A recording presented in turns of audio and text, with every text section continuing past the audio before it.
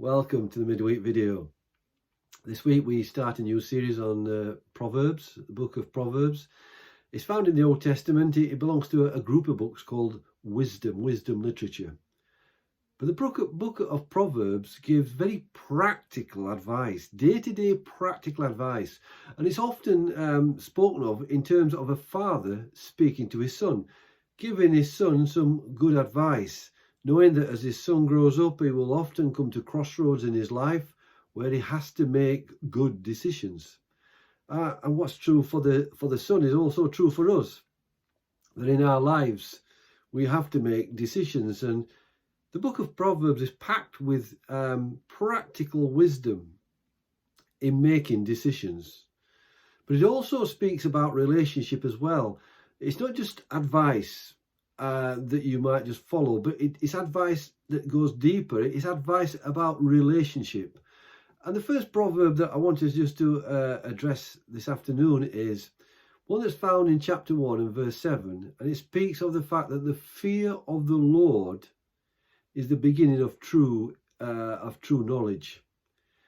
And so when we think about fear of the Lord, what do we think about here? Are we talking about the sense of trembling in fear in terms of someone who's being bullied might be standing in front of the person who's bullying them, and there's a real sense of fear and trembling because this person is going to be unpleasant towards them?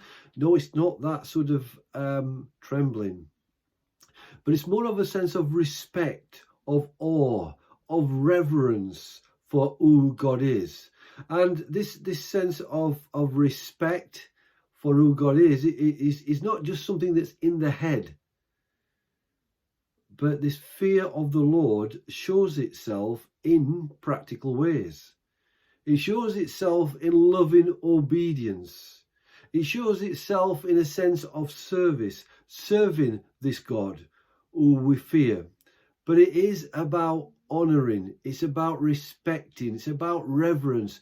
And again, that worked out practically in that we seek to actually willingly obey, love others, serve others. It has a practical outworking. And you know, when we actually come to that point of the fear of the Lord, that is entering into a relationship with him. Again, not just head knowledge, but heart knowledge. Once we enter into that relationship, once we begin to fear the Lord, then we do find that that is the foundation of knowledge, because it helps us to make sense of everything else. It helps us to make sense of the world. It helps us to make sense why people do some horrible things. It helps us to understand why some people do some really lovely things. And the question changes so much. For many people who are interested in how the world came about, how the stars were in place, how the galaxies came to be, they'll ask the question, how did all this happen? How did the world become? How did this happen? How did that happen?